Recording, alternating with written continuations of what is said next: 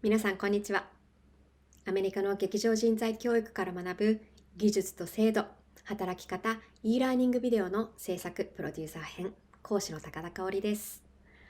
制作プロデューサー編1本目では、アメリカのシアター業界概要編と題して、ミュージカルファンホームのプロデューサーの一人、トム・キャサリーさんをお迎えして、ブロードウェイ作品の作品開発プロセス、そしてそこから見る営利と非営利の関係性をご紹介しました。アメリカのシアター業界の全体像をご理解いただける機会だったかと思います。2本目、非営利劇場編では、私の恩師でもあり、NEA 全米芸術基金ディレクターなど、シアター業界での養殖を経て、コロンビア大学でも教えられるジジ・ボルト教授をお迎えして、非営利劇場の歴史についてお話しいただきます。後半では Q&A セッション形式で非営利劇場の仕組み、そこで働く人々についてご紹介して、あまり日本では知られていないアメリカの非営利劇場に関して掘り下げてご紹介したいと思っています。では、ジジ・ボルト教授、よろしくお願いします。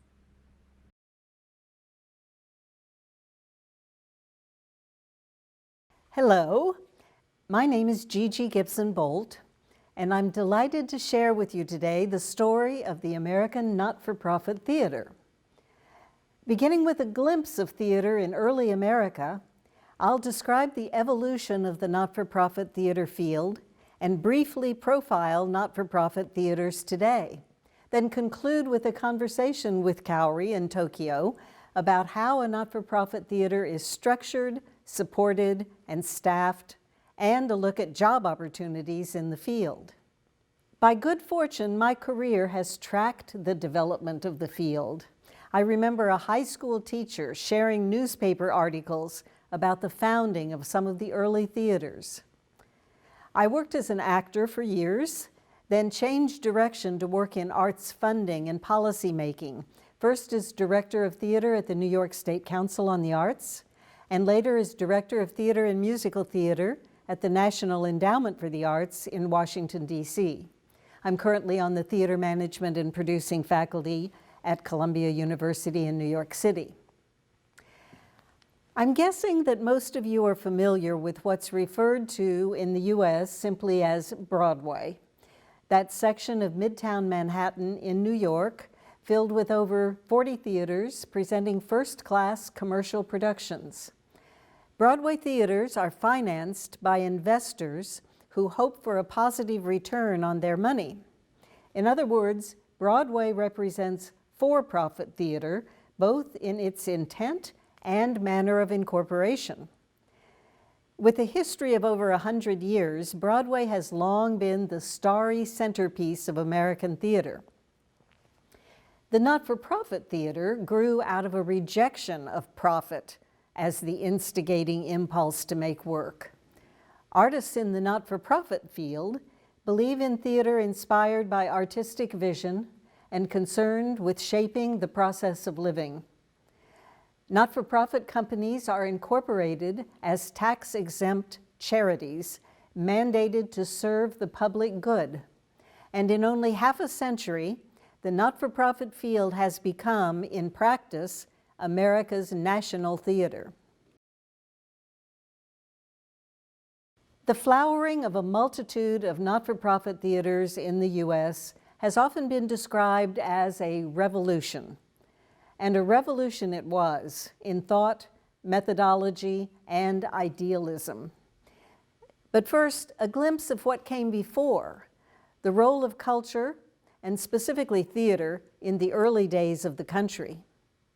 As you may know, early America was a Puritan country as well as a frontier land whose people were stubbornly self-reliant and intently focused on individual rights. It's been said that in the early 1800s, one could find a copy of the Bible and the works of Shakespeare in every hut and cabin. The entertainments of the day were widely varied offerings for all classes and socioeconomic groups. Shakespeare was seen as popular entertainment, presented with liberties freely taken. There were no rigid divisions between elite and popular culture. Shakespeare fit perfectly with early 19th century America's emphasis on the individual, and the audiences of the times were active participants in the action on stage. At home, people told stories of their community and the world they knew.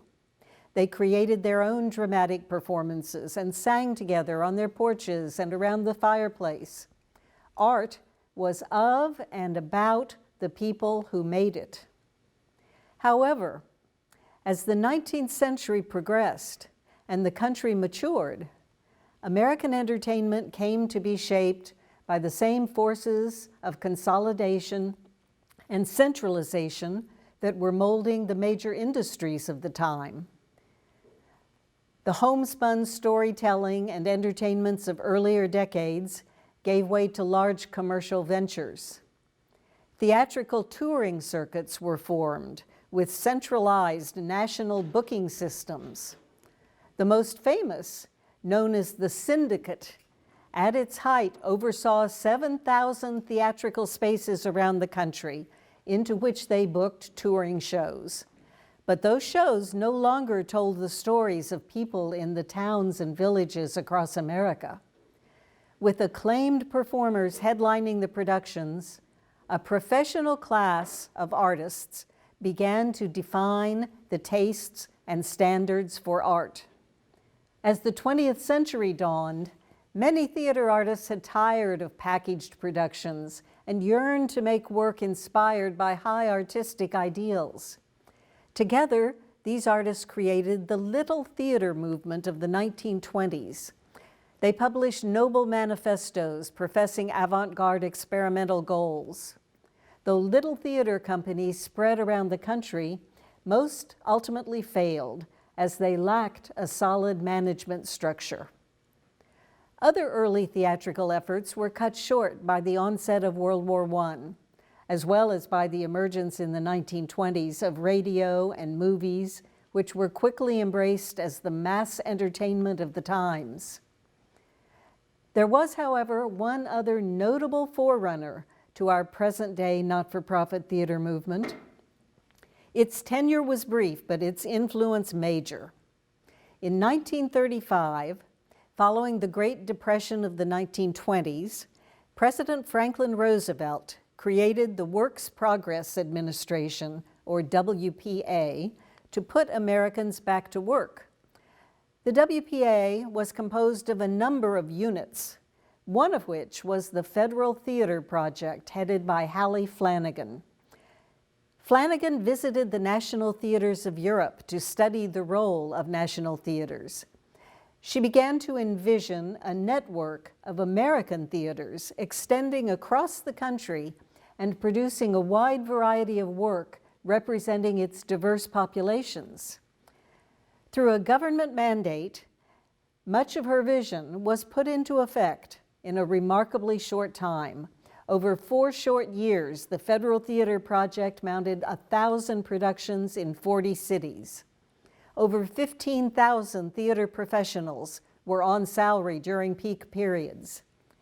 Promised as free, adult, uncensored theater, its branches included Negro theater, Yiddish theater, children's theater, and a provocative living newspaper unit. The work often focused on social commentary, which predictably attracted the attention of unfriendly forces in the government. The Federal Theater Project was brought to a sad, abrupt end by Congress in 1939. Nonetheless, in its short life, the project trained a sizable body of theater professionals and cultivated a large audience for serious, socially committed work. By the beginning of World War II, little decentralized theater activity remained in the country. Following the losses and disruption of the war years, the country attempted to heal and regain its footing. Returning soldiers went to college through a government-supported program, creating a more educated populace. Women who had entered the workforce during the war now participated more actively in public life. New communities sprang up around the country, and people found themselves with time for pursuits outside work. In other words, conditions were favorable for a cultural awakening in the country. And happily, creative forces were there to answer the call. By mid-20th century, the earliest not-for-profit theaters were founded. It's interesting to note that just as Hallie Flanagan had led the Federal Theater Project, most of the field's early leaders were women. Perhaps most notable was a dynamo named Margot Jones of Texas, who dreamed of creating a permanent professional repertory company, a playwrights company, in Dallas. She received a grant from the Rockefeller Foundation to develop her plan, and in 1947 opened the theater she called Theater 47. She discovered and produced some of the country's major playwrights. But her grand conception was the establishment of a network of professional theaters in major cities around the country, a conception which, a mere 2 decades later, had miraculously come to pass. Nearby, during the same years, Nina Vance in Houston, Texas, was conceiving and creating the Alley Theater. It's said that one day, Nina had $2.14 in her pocket and used it to purchase 214 penny postcards. She addressed them and sent them out to friends saying, "Do you want a new theater for Houston? Come to a meeting. Bring a friend." And thus was born the Alley Theater, which is today a major national resident theater with an annual operating budget pre-COVID-19 of $20 million. To the northeast, in Washington, D.C., the formidable Zelda Fitzhandler was willing Arena Stage into being. Brilliant and visionary, Zelda led the theater for decades, building it into one of the country's most influential theaters. In the 1950s, though these and a handful of other notable theaters were operating around the country, they had little, if any, contact with each other. But these companies would not labor in isolation for long. Enter the legendary W. McNeill Lowry, known to all simply as Mac. If a single individual can be said to have forged the not-for-profit field, that individual was surely Mac Lowry. The founder and director of the Ford Foundation program in Humanities and the Arts, Lowry believed that the arts are essential to the wisdom and moral fiber of the people. And he believed that if philanthropy were to benefit the arts, artists and artistic directors must lead the way. Between 1962 and 1967, 26 major new theater companies were established in cities across the country with support from the Ford Foundation. In 1967, one of those grants established the Negro Ensemble Company, which in turn nurtured a generation of brilliant African-American playwrights and actors. Ford Foundation philanthropy to theater companies during Lowry's tenure would eventually total $287 million. Lowry was a believer in strong management, generally an artistic director, managing director, shared leadership model, and the oversight of a board of directors. His vision laid the foundation for the corporate management structure of today's resident theaters. Lowry also felt strongly that the field could progress best if theater leaders formed relationships and shared knowledge. To that end, in 1960, he established Theater Communications Group, TCG, as the service organization for the field. TCG functions today as the field's convener, publisher, advocacy voice, international representative, and funder of both artistic and managerial programs. However, the Ford Foundation did not operate alone. In 1965, following centuries of failed efforts, the U.S. established the National Endowment for the Arts, or NEA. In the ensuing years, the NEA joined the Ford Foundation in the effort to create and nurture resident theaters throughout the country. One of the early theaters supported by Ford and the NEA is especially noteworthy. In the early 1960s, Sir Tyrone Guthrie, along with two partners, published a notice in the newspaper inviting proposals from cities interested in hosting a major new resident company. Of the numerous responses, Minneapolis, Minnesota was selected, and thus was born the Guthrie Theater, conceived in Tyrone Guthrie's words as, quote, an alternative to the frantic pursuit of the smash hit, end quote. The company's first repertory season in 1963 featured many of the country's leading actors and was widely covered by the national press. The Guthrie served as inspiration for the founding of many other theaters in the succeeding years. A decade later, nearly every major city could claim an ambitious new theater dedicated to serving its community. The resident theater movement had become a major force, with theaters transforming the cities in which they lived. It was not by chance that this rush of creative activity transpired in the 1960s. For those familiar with America's history, the 1960s was the decade of revolution on many fronts: civil rights, women's liberation, the sexual revolution, and anti-war protests combined to create an era of dramatic change in American life. And the arts were in the forefront of the revolutionary thought and action.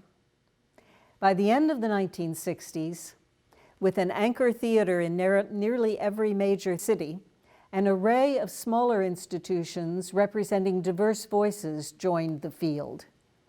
Culturally specific theaters, African American, Asian American, Latino, were established, as well as theaters for young people, puppetry theaters, women's companies, theater for the deaf, theaters for social change, and experimental companies. Civic action companies often made work on the street or in the fields, wherever their community worked or gathered, with content that spoke directly to people's struggles. They were the forerunners of today's companies, most of which work in schools, prisons, and youth centers, as well as areas like conflict resolution and healing. As the not-for-profit field evolved, two distinct but complementary branches contributed a dynamic synergy: the young resident theaters around the country and off-Broadway theaters. The dozens and eventually hundreds of small companies which sprang up in New York City, founded by actors, directors, writers, students, artists who simply wanted to make work. The early off-Broadway experimental theaters of the 1960s and 70s played an essential role in the evolution of the field. Most of the early experimental companies were in New York City, usually in Greenwich Village. They were joined in short order by groundbreaking experimental companies, often ensemble in nature, but led by a visionary leader. These companies worked across disciplines, incorporating art, video, literature, dance, and international performance techniques. They broke artistic and social boundaries, and their techniques found their way into the work of more traditional resident theater companies, injecting new ideas and energy. The 1970s and 80s witnessed an explosion in the number of theaters. The 70s and 80s were also the decades that changed how and where new work was created. With theaters in place across the country, artists could, for the first time, envision a life in cities far afield from New York. And as these artists settled in far-flung cities, they began to write and create their own work. No longer was theater the sole purview of a handful or two of white male playwrights and directors. Overnight, a new golden age of playwriting was born. To serve and support this multitude of new voices, theaters added playwright laboratories as well as literary managers and dramaturgs to develop the work. Today, new work on Broadway may emerge from San Diego or Louisville or Chicago. In fact, the vast majority of recent winners of the Pulitzer Prize for Drama and the Best Play and Best Musical Tony Awards, including Hamilton, Oslo, Fun Home, Sweat, Disgraced, Dear Evan Hansen, and The Band's Visit, were first produced in not-for-profit theaters. The 1980s was a decade of unlimited possibility. Many resident theaters built or acquired new facilities. Companies professionalized their staffs, adding new departments and expanded administrative capacity. Arts management programs were created in universities, and new sources of corporate and foundation support were identified. But clouds were on the horizon. I'll describe the tumultuous events that followed in the next section when we take a look at not-for-profit theater in the U.S. today. Hello again. My name's Gigi Gibson-Bolt, formerly with the New York State Council on the Arts and the National Endowment for the Arts, currently with Columbia University School of the Arts. In the first section, we saw that by the end of the 20th century, the revolutionary not-for-profit theater movement had changed why, where, and how theater in the U.S. was produced. In this section, I'll offer you a brief overview of today's not-for-profit theater field. Theater lives within the culture and context of its times, always a part of and shaped by the surrounding social and political forces. In the U.S., sometimes beneath the surface, sometimes bursting into the open, two fundamental themes have often warred with each other. The Puritan, religious, conservative America, dating back to its earliest days, is often at odds with the adventurous, forward-thinking, innovative U.S. And on occasion, the arts are thrust to the center of that struggle. The late 1980s through the 1990s was the era known in the U.S. arts world as, quote, the culture wars. Though the underlying causes of this cultural battle were rooted in complex societal and political forces, the arts in general, and the National Endowment for the Arts in particular, were in effect hijacked by organizations and individuals with conservative views, eager to make a larger statement and fundraise for their cause. Projects supported by the NEA came under attack for religious or sexual content by forces in Congress. Supporters across the country struggled to convey the endowment's contributions and the value of the arts in people's lives. The battle between passionate advocates and those in Congress who saw the arts as frivolous and sometimes offensive was long and bruising. On one occasion, the agency was spared elimination by a single vote. In the end, a compromise was reached and the NEA was spared, though at a considerable cost. Its budget and staff were cut nearly in half, and damaging restrictions were placed on its operations. In the end, the agency was saved by passionate arts advocates around the country. However, the long and painful struggle resulted in fundamental change as to how both the NEA and arts organizations around the country viewed their role and purpose as they moved into the 21st century. The National Endowment for the Arts had long balanced support for artistic excellence with a focus on increasing access to the arts. The culture wars highlighted the fact that a high percentage of funding was directed to companies in the major artistic centers. After 2006, NEA funding reflected a much broader geographic and aesthetic reach. Funding was directed to strengthening small, developing arts organizations. In part as a result of these efforts, the number of theaters nationally expanded over time to approximately 1,900 today. But perhaps the most significant result of the culture wars struggle was the realization by arts organizations that their survival and well-being depended on the strength of their relationship to their communities. The focus for many theaters began to shift from a near total emphasis on artistic vision to an equal focus on value to community. What were the community needs to which the theater company might respond? How could the theater work collaboratively with other community organizations? What artistic programs and stories would speak most meaningfully to audiences? From this assessment, education programs were created in most mid-sized and larger theaters. Partnerships were formed with local arts organizations and other community stakeholders. Theater leaders took a seat at the table of civic leadership, with the result that over time, communities assigned increasing value to the theaters in their midst. A few statistics from TCG, the National Service Organization, reflecting 2018, the most recent year for which data is available. Not-for-profit theaters attracted 39 million audience members to 170,000 performances of 21,000 productions.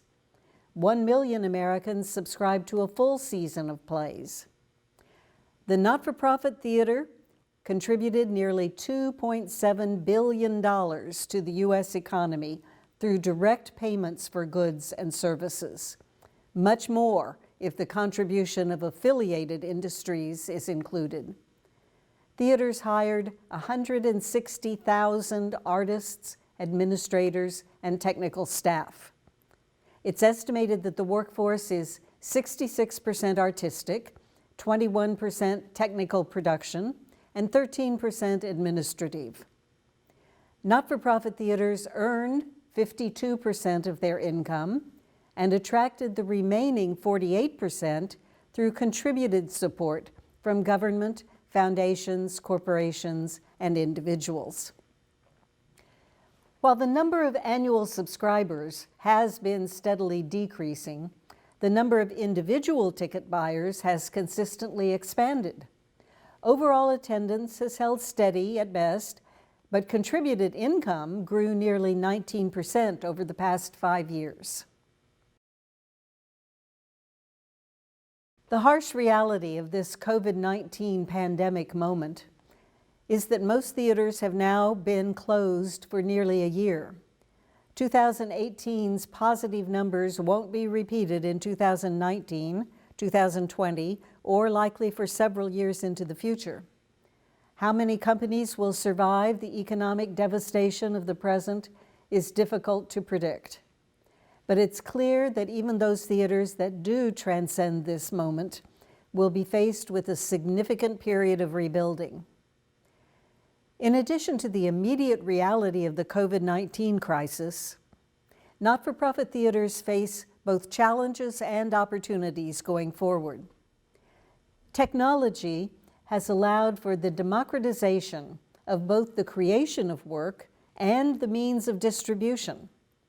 Young composers can now post their songs online and reach a broad audience. Thousands of scripts are available through online services. Be More Chill, a recent musical by a young creative team, found its way to Broadway through dissemination on the internet. This fundamental shift affects not only professional artists, but also those who love the arts. Whereas in the past, most people were content to be passive consumers of culture, many now desire a more active engagement with art, ranging from dialogue with the artists to direct participation in the creation of work. Will the future mission of theater companies be less about providing art for the community and more about connecting people to their own creative life? And a related question: while part of society has the means and ability to access available technological offerings and information, others do not. Are we at risk of creating two societies, one with access to a broad menu of artistic work and another limited to mass market offerings? However, the most pressing issue currently before the theater field, as well as the larger American society, is that of equity, inclusion, and the urgent work of anti-racism. Artists of color, as well as others too often excluded from opportunities, have recently challenged all theaters and theater professionals to examine their policies, procedures, leadership, staffing, and casting to address long-standing concerns. This process, difficult, disruptive, and painful, has already resulted in fundamental change and is likely to continue for years to come. Other issues will also define the not-for-profit theater of the future.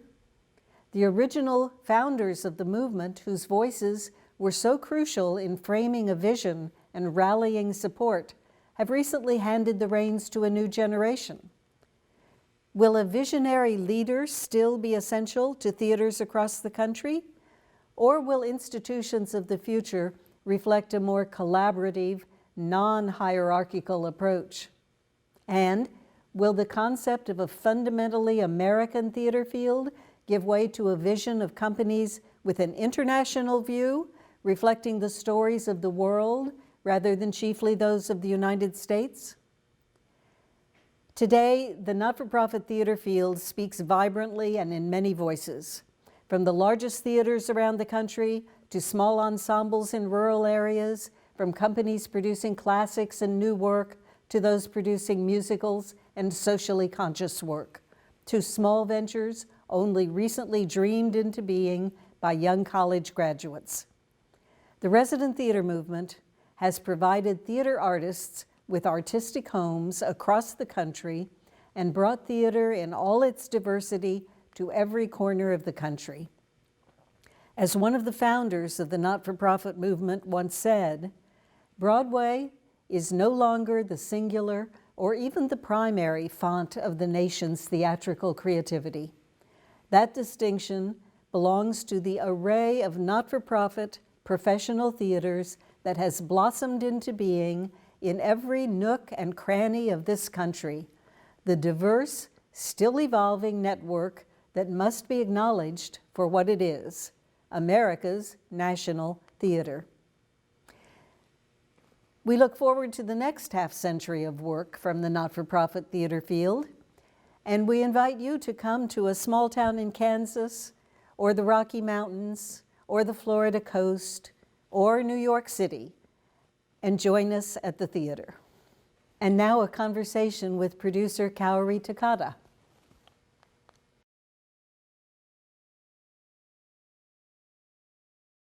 ここまでは皆さんにジジ・ボルト教授による非営利の歴史、そしてそれが人の思いや社会のニーズによって変化していく、どう変わってきたか、そしてそれが直面していく新たな変革の可能性などに関してお話しいただきました。これらを通じて今のアメリカの非営利劇場の今に至るまでがご理解いただけたかと思います。それではここから、そういった非営利劇場がどのように運営されているのか、それを、支える人や仕組みに関して、ジジ教授と私とで、質疑応答形式でお話ししていきたいと思います。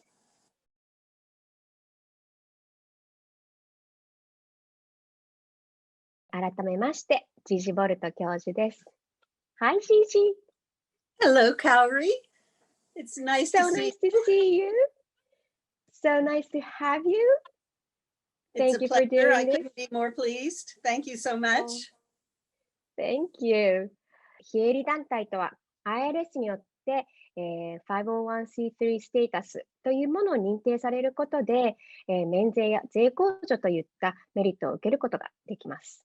非営利劇場の運営にあたってどういった税控除の仕組みがありますか？ Well, the not-for-profit theaters, it's important to understand up front, are essentially structured like a business or a corporation, but there's one essential difference, and that is that by and large, they are not able to make a profit based on the nature of their activities, and or even often break even. So out of necessity, most arts organizations need to be structured as tax-exempt organizations, they rely on contributions from a variety of donors. Theaters are not required to pay taxes to the government, and there are really, because they're considered a charity, but as a charity, they have several inherent responsibilities. They need to provide a real service and benefit to the community, and generally they do that by producing great plays, works of art, and also by aligning themselves with other community organizations and being of benefit in that way. But as far as the actual act of tax exemption, there are really several aspects to the charitable donation. One, the obvious one, is the direct gift, for instance, from the government to a not-for-profit. That's an act of charity from the government to the arts organizations. And the same is true for if an individual or a corporation gives money to the organization, they can take that donation as a tax exemption. So in other words, the organization pays no taxes, the donor pays no taxes. And the final act of charity involved in this concept is that the government is willing to forego that revenue.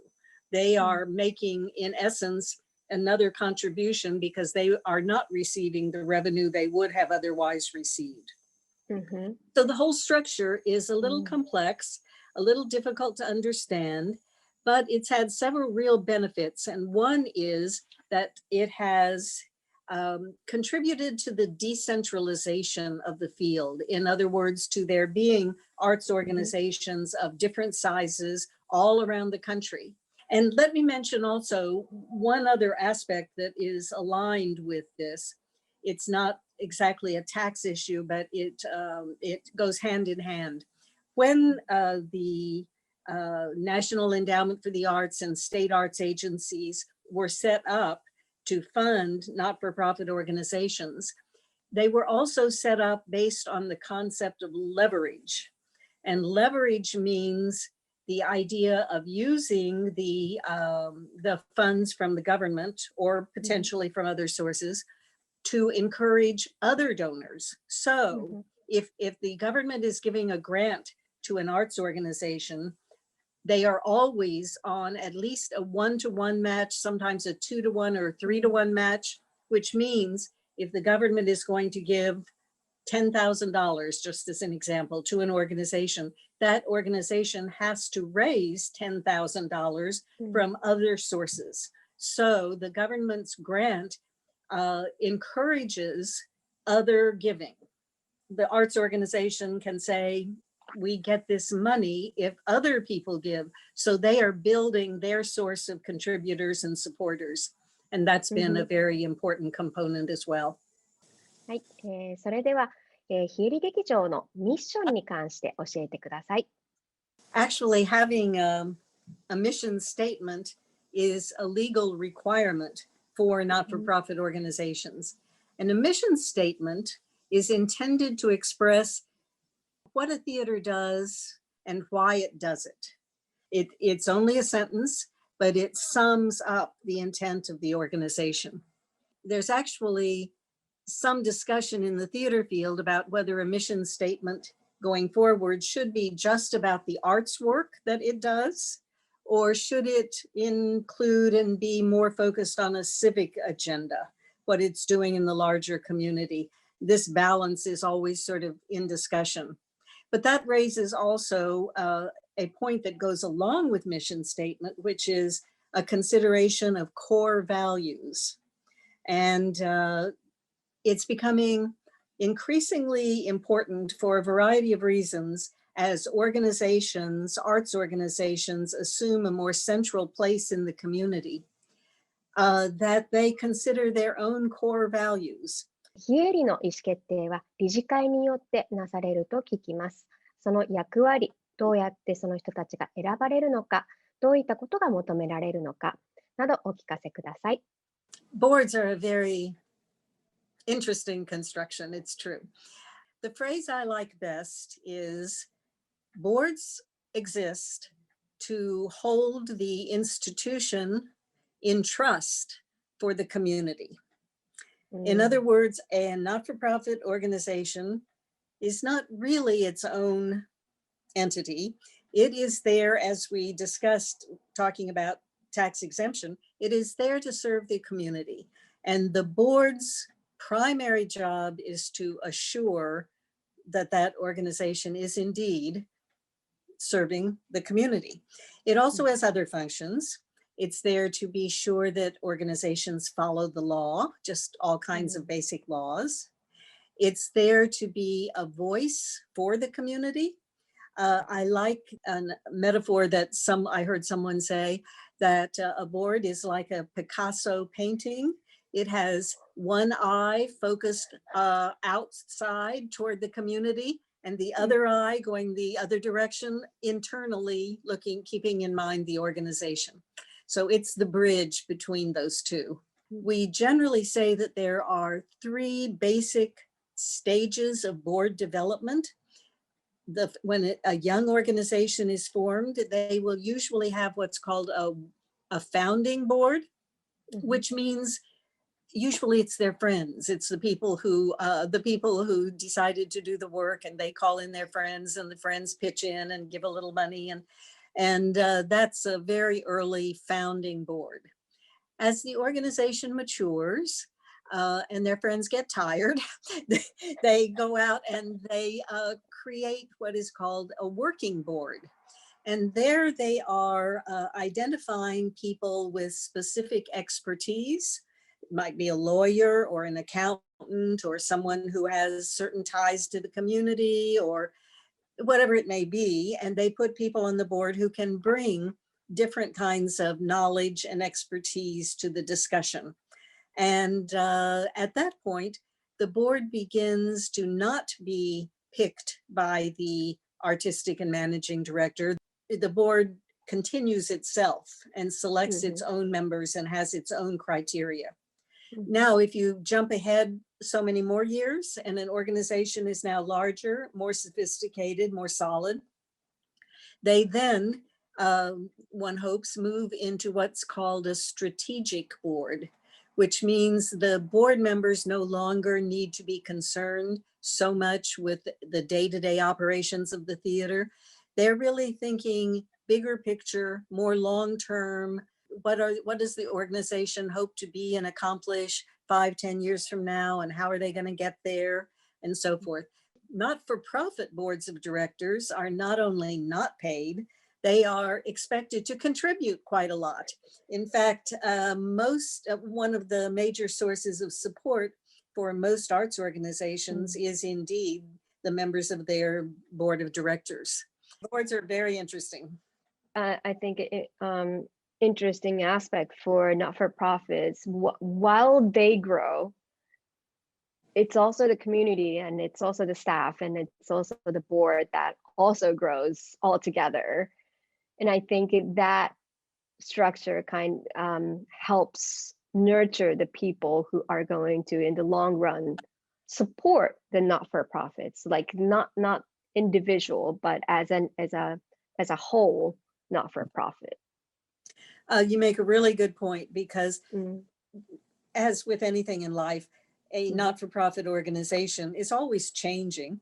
It may be growing, it may not be growing, but it's always affected by different external forces. It's always changing and undergoing different challenges. I mean, that's part of the role of the board member, to be able to respond to all that and to be alert and aware. では、非営利劇場にはどのような、資金調達の方法があるか教えてください。Two main areas of financial support, as you might guess: unearned or contributed, and earned. Let me just run through the earned first, because it's probably a little more obvious. It clearly includes ticket sales and then all other kinds of earned opportunities, be that rentals of the building, concessions, programs that there may be a charge for. Often there is not, because they are supported by grants, but sometimes there is. It might be investment income, that if organizations are fortunate enough to have a surplus and they invest it, and then there is interest income. So there are a number of areas. One other that we might throw in there that people might have heard of is called enhancement income, which is when a not-for-profit works collaboratively with a for-profit or a commercial organization. And that it's a very complex topic. I won't begin to try to cover it all, but essentially it means a not-for-profit organization, a theater, may be developing a fabulous new piece of work, a musical or a play, and it might be large and expensive and demand more resources than the organization can afford. And sometimes there are commercial producers who are interested in that writer or that piece of work and might imagine they may want to produce it on Broadway or commercially. And so they will give an agreed upon amount of money to the not-for-profit to allow that work to be well produced in the not-for-profit under the guidance of the not-for-profit leadership, but with the financial support, the quote enhancement money. In other words, they're enhancing the money that would have otherwise been available. And then in exchange for that, they usually have first rights to move the work if necessary. I mean, if desired. So there are many types of earned income. But now let me revert back and talk about unearned income, as we say. It is earned, you work very hard for it, but we call it unearned or contributed income. So money comes first. Let's talk first about government. And government is at a number of levels. Usually the first monies that a new young organization will receive is going to be from their local government, the city, the county, a smaller unit of government that's close to home, that can see what they're contributing to the area. So the organization grows and develops, and then they may apply for state support, where they would get money from New York State or from whatever state around the country. Every state now has a state arts council that receives money from its own tax structure and also some money from the National Endowment for the Arts. So every state has money and supports arts organizations in its state. And then if an organization becomes even more mature and sophisticated, they apply to the federal level, to the National Endowment for the Arts. Secondly, maybe foundations. Foundations have become increasingly important in recent years, and that can be major foundations like the Ford Foundation or the Wallace Foundation or the Doris Duke Foundation, but there are also many, many, many small foundations, even family foundations that may have a very specific purpose. So foundations are a major supporter of arts organizations across the country. And then corporations, another source of support. They are perhaps not as large a supporter. It's aligning. Corporations generally fund arts organizations that align with their interests, and sometimes their interests are very specific. So corporations are an option, but maybe not the major one. And then we come to the fundamental source of support for arts organizations of all kinds, including theaters, and that's individuals. And individuals give the largest amount of money overall to arts groups, and that is really how arts groups survive. And they are usually close to the arts organization, so they can be responsive to specific needs. So individual giving can be in many areas. It can be just an annual fund, an annual donation. It can be in response to a capital campaign that is for a very specific purpose, like perhaps building a new building or starting a new large program. It can be toward an endowment, creating money that is used to stabilize the organization. It can be for some kind of change. There are many options. It can also be planned giving, where you allow people to put the organization in their will for when they pass away. So there are many options for individual giving, but it is this entire panoply of sources of support that really almost every organization relies on. So if you see the staff listing of a not-for-profit organization, you will see quite a few people usually hired in the development or fundraising office, because they are carrying out relationships and fundraising campaigns in many areas. It's very complex. In other words, it's diversified. And I think the goal of the US fundraising, not-for-profit fundraising system is indeed diversification of many different kinds of support, as well as layered, as I mentioned with government, where you have large and then small, and sources that are appropriate for new young organizations, sources that are appropriate for major institutions. So it is a system that is structured to be very responsive to all circumstances. As I spoke about in my remarks, you know, we've had several times in our history where we were facing culture war controversies, where if there were one government entity, support for the arts could have just been completely shut down. And it was actually organizations' deep connections in their community through their board members and donors that allowed, that those people were the voices that in the end won the day and saved the arts agency and therefore saved the arts organizations. So it, we, over time, I think, not-for-profit arts organizations here, theaters and others, have learned the lesson we learn more and more deeply, I believe, is the importance of being deeply embedded in and part of community. では、非営利劇場の組織構造、そしてそこで働く方々の役割に関して教えてください。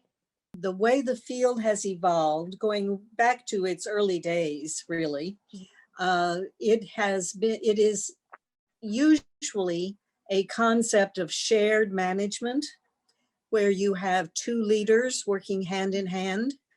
You have an artistic director and a managing director, or he might be called executive director, but that's a little different. Usually it's an artistic director and a managing director.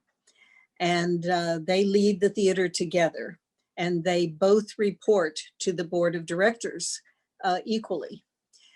However, each of them has a number of departments under their guidance.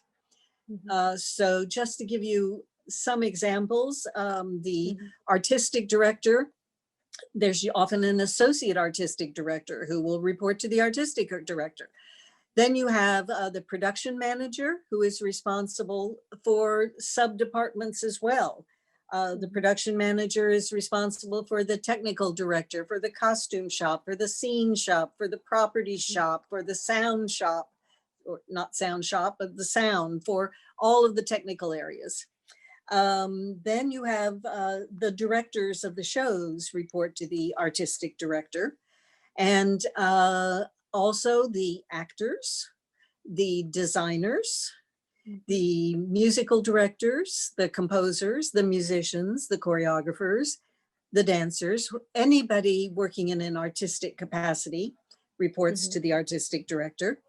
Then you jump over to the managing director, and similarly, there are different areas and departments that report to the managing director. They include the general manager, and finance director, who handle finance and box office and front of house and facilities and many areas and contracts and keeping the budget in shape and so forth. It also, the managing director will oversee the marketing department, which can include audience development, media, public relations, touring, outreach, publications, many areas. Then there is also the very all-important fundraising department or development department, which can encompass the grant applications, the annual campaign, all those things we talked about, corporate giving. Also, we have not discussed volunteers.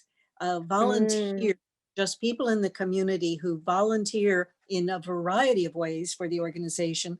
That's really one of the many not-for-profits. They would have a lot of trouble existing without their volunteers, and those people, community people, are really essential to the well-being of the company. Then there are a few areas. The staff areas are always changing and growing. Under artistic, in the last few years, there's usually a large literary department, which can include a literary manager, dramaturgs working on individual productions, as well as on the material that you're sending out to the community, and different kinds of audience engagement with the artists and so forth, and accepting new scripts to read and consider. So the literary department's quite important. And under the managing director, an department of increasing importance is that of community engagement. It has different names. It can be called different things, but it is an area that is tasked with reaching out in a very hands-on way to work with the community in areas that may not be directly production related, but that may be more civic benefit, where the artists are working in a variety of ways. Certainly education, that is the largest. And, every organization has a large education department, but it can also be conflict resolution or healing or work in prisons or any number of things. では、非営利劇場で働きたいという人へのアドバイスとして、どんなスキルや知識が必要か教えてください。There's a change happening within a lot of these theaters, whereas in past years, and it's still true, but many of these jobs are kind of in what we sometimes refer to as a silo or a one track. Someone working in marketing just does marketing, and someone who is raising money just raises money. But I think there is a feeling, and that that's not particularly healthy for the organization, that it's much better if people have a broader understanding and a broader skill set, and it's more rewarding for the people who are working if they are not in one small defined area, but are more involved with the whole organization. But beyond working in a theater, it's important to keep in mind how many other theater type jobs and areas of the field there are that are outside a specific producing organization. You have service organizations where the organizations serve the field in a variety of ways. There are a number of those in most cities and states. There are presenting organizations that don't really produce work, but they present work that others have produced for the public. Some people work on cruise ships. That's quite a lot of people these days are working on cruise ships. There are talent agencies, the people who are doing the casting and so forth. There are literary agencies working with playwrights and new plays, international organizations like Japan Society and many others. There are commercial producers outside the not-for-profit working with the field. There are costume shops and marketing firms. And there are so many areas of the field beyond working in a specific theater. In other words, it's a large industry these days with many opportunities. Absolutely. And increasingly international. Slowly, it is coming. So I think it's a matter of just being out there, going to a lot of shows, talking to a lot of people, reading, and slowly you begin to find, as we say, find your tribe. Find the people that find your people that you feel happy and content with, that are doing the kind of work that interests you, and where you can really make a contribution. It's hard, but if you're really engaging and leaving home when we can, and going out there and talking to people and seeing work, you find your way. Yeah. But no one should ever be afraid to ask questions and say, let's go have coffee and talk about it. I think that is a great thing about how this theater community, or the people in theater, they are generous. And they do actually, whenever you ask questions, as you did for this time, they would say yes, and they would take time for you, and they give you advice. It is a great community. It is a family, and it is a tribe. A very large family. It is. Sometimes fractious and difficult, but as you said, with a generous heart. Absolutely. So with that, I think we are going to close this session. Thank you so much for doing this. It was a pleasure. Thank you. Absolutely.